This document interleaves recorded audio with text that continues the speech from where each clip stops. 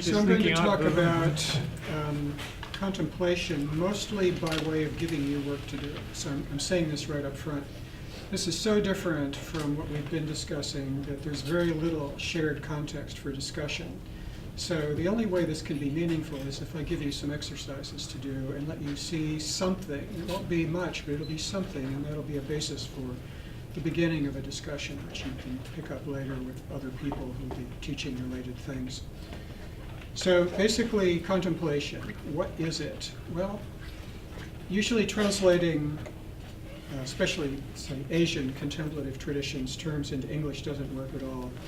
But contemplation works. It's a perfectly good word. The basic English definition of it means to look thoughtfully at something for a long time. It's kind of funky, but it's okay. It works for some aspects of contemplation, and I'll give you some examples of that.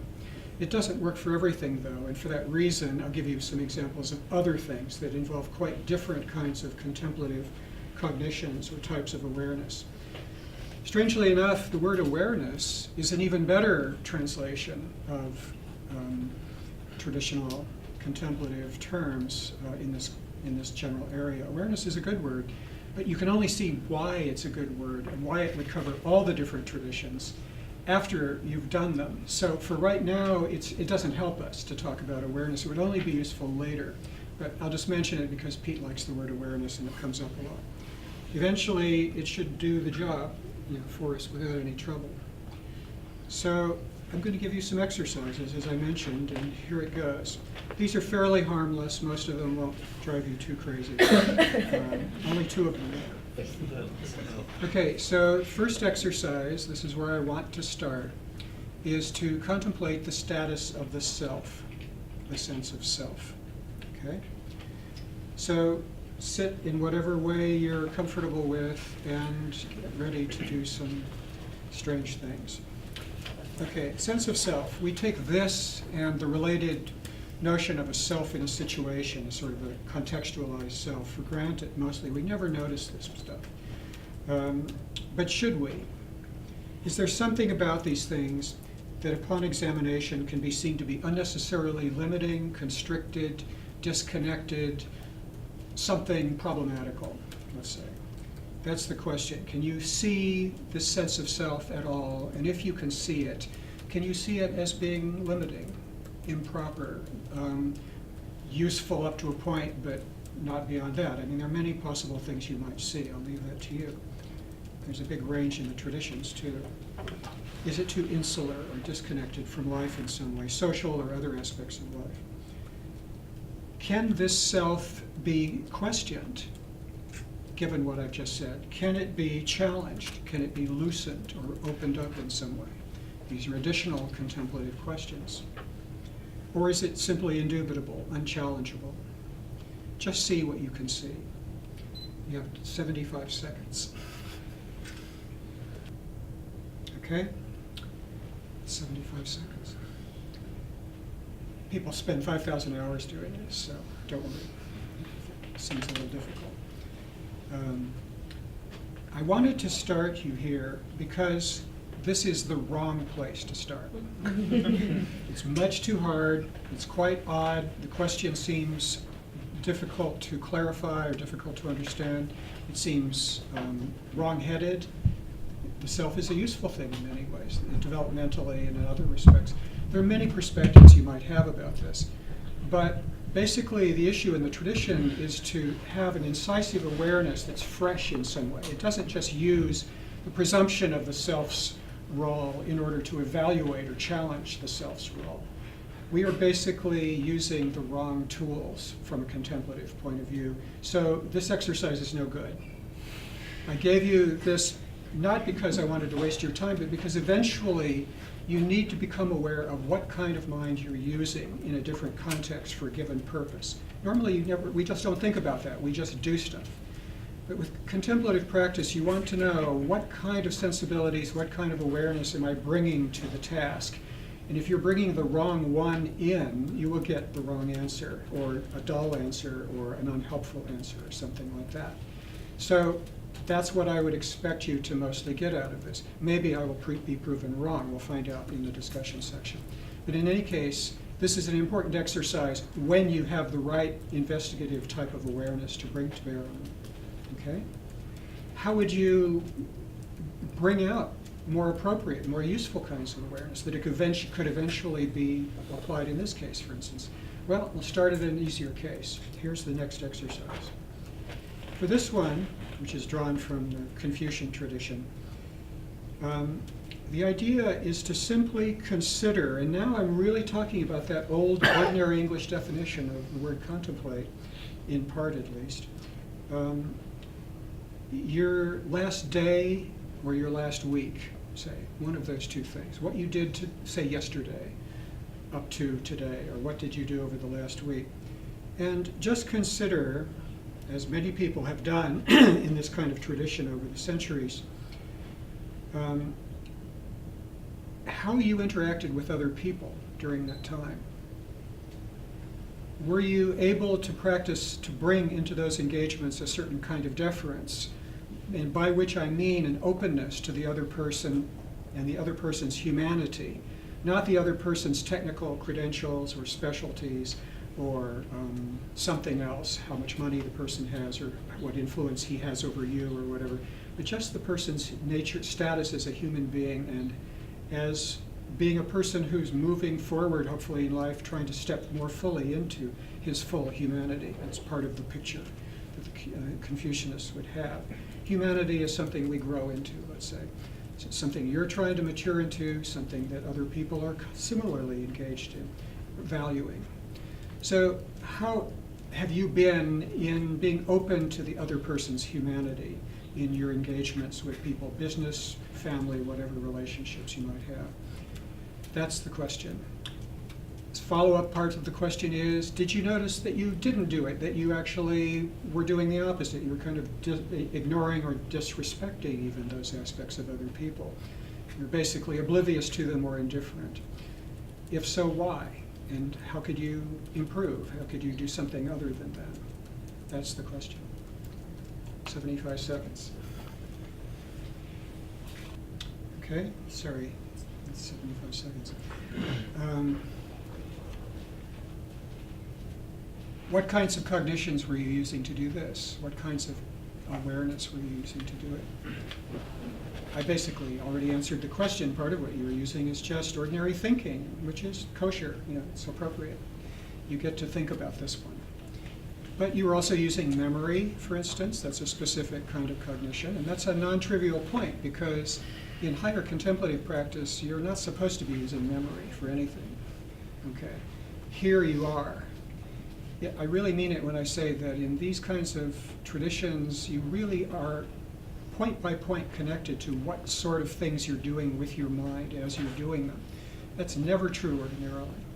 You just spent the rest of the day today doing all kinds of intellectually challenging and dense, content-dense things without considering what kind of mind was involved in that processing. Here you have to be.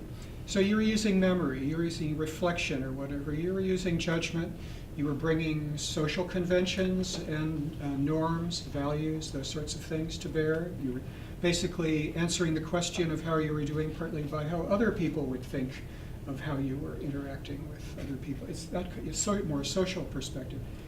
For that very reason, the sort of sparring partner of the Confucianists in Chinese history, the Taoists, would say, well, whatever it is you think you're cultivating here is not very fundamental. It's social conventions, basically, conventional, sensibilities, morality, whatever. The Confucianists would say, yeah, probably it does start out that way. But in the kind of context that I'm teaching this stuff, some of them would go further and they would say, well, that's not by itself a trivial thing or a kind of artificial thing. And in any case, we are going to keep doing it. We are going to keep doing this exercise, and then we're going to keep going out into the world and interacting with people and trying to use the benefit of our reflection to modify our interactions and then use the experience from the interactions to further enrich our reflections. And we're going to keep going until we actually cultivate a new, more truly humane way of deferring, being open to other people. This is what the Chinese would call a virtue. You're actually cultivating a virtue. And it's not meant to be a goody-goody kind of term. It's meant to be something important that can be considered part of reality, or something that should be included in a fully opened up sort of reality. Deference is a kind of openness. It's an initial form of openness. It's limited, but at its best, it could be the starting point for other kinds of contemplative openness that would be extremely non-trivial. So in any case, that's the rationale for this. Let me give you another angle, okay, coming from the other side that was just so critical of the Confucianists. This is the Taoist angle. The Taoists are saying, well, you're trying to be open to people's humanity or your human nature. We don't care about that. What we care about is that you are a living being. So they want to really bring out types of awareness that are highly sensitized to being alive now, this moment, and whatever they can find about that aliveness dimension. So here's your exercise. You have 75 seconds to simply breathe. Don't be too bored or run out of the room. This is not that crazy. Just breathe as a way of focusing the fact that you are alive. Breathing is pretty much the central expression of your aliveness, on an outer level anyway. And we are pretty disconnected from it. It's a funny thing. It's something that usually happens automatically, but we can bring it into our awareness and manipulate it. I don't want you to do that. Just breathe, participate in it as a door into aliveness, a way of entering into your living nature. This is the starting point for many other related kinds of ways of finding your existence. 75 seconds. Okay? This isn't a trivial thing to the so-called Taoists. Most people think of Taoism as something that started with a text called the Tao Te Ching, but there are some scholars, like Harold Roth and maybe some others who followed him, that found an earlier text, what seems to be an earlier text than the Tao Te Ching. And it's just based on this exercise. It's not philosophical. It obviously was produced by different people, and the emphasis was simply on using this as a door into a great deal of direct experience of things that people normally never notice and never fully inhabit in their life. But the basic Taoist idea is that if you can participate in this kind of breath and everything that it's connected to, and part of what it's connected to is just the presential quality of existence, just being present, that gives you the basis for another breath and then another breath. It's sort of a funny but possibly viable way of staying alive when maybe your life is challenged for some reason.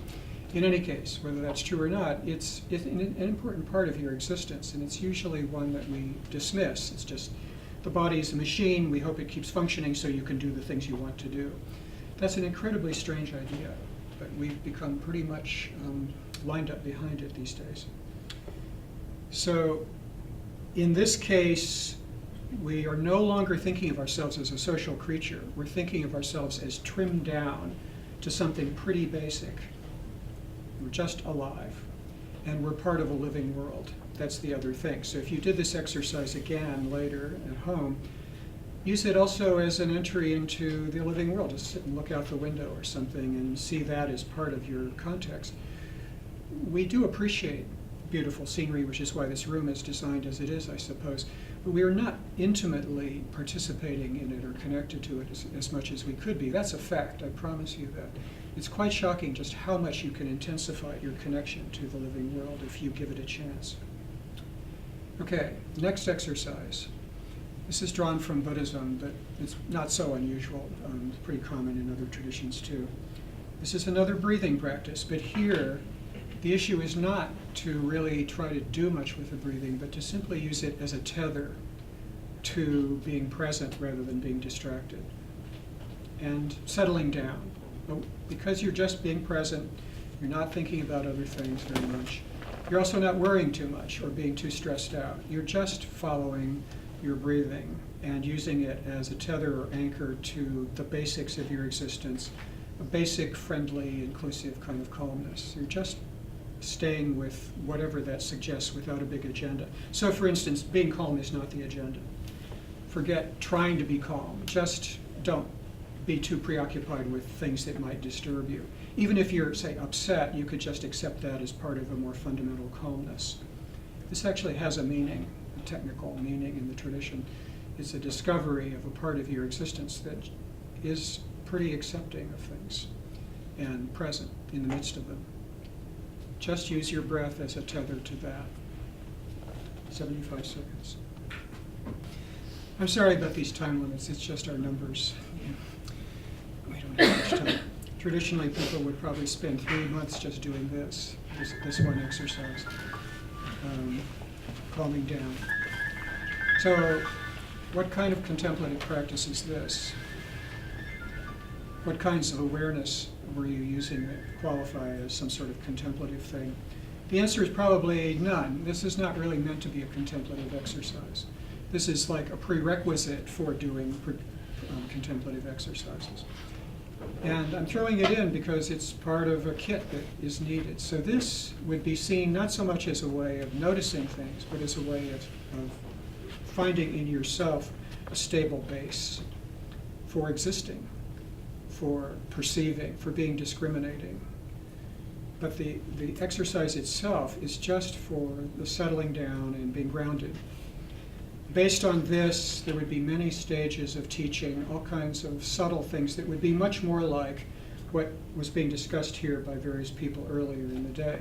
These contemplative traditions are quite technical. People typically spend 20 years of intensive, kind of more academic study, at least in Tibet and some other countries, before they even try to do contemplative practice. They actually just study a lot of logic, epistemology, various other things, just as a way of preparing for contemplative practice. And then they do 30 years of contemplative practice. You're doing 75 seconds or something. So you can't expect too much, but anyway, we're doing something. So that was not a contemplative exercise. It was an attempt to establish a basis for contemplation. And then other things would follow. I'll only give you one more exercise, and it sort of represents something very far along.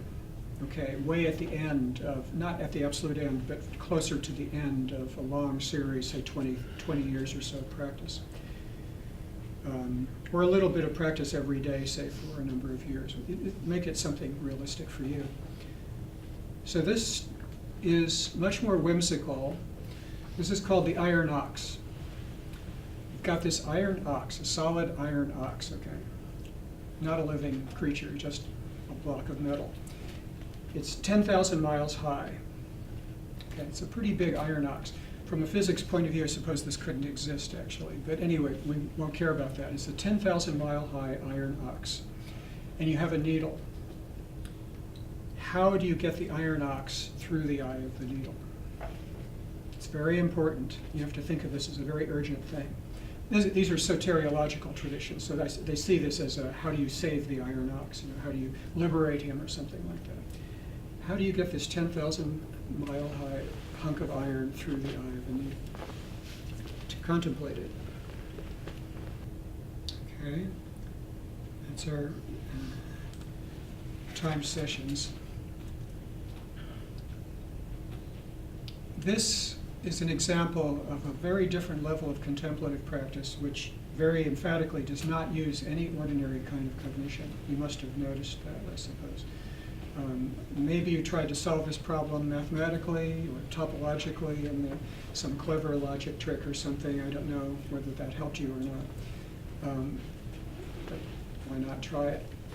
You can try anything you like, but the only thing that will probably ever get that iron ox through is a different kind of awareness that does not involve an ordinary moving mind. Normally, when we are using our intellectual capacity, or capacity to understand and create and so on, we're using a moving mind which we take as being the only possible way that the mind can work. There's another way based on higher order insights, as would figure in certain mathematics and types of mathematics, for example. And there are other kinds of insights that we are simply not familiar with, but which are natural, nevertheless. They're not strange artifices or ways of forcing us into some altered state or something. None of these traditional emphases that I'm talking about are meant to be anything but natural.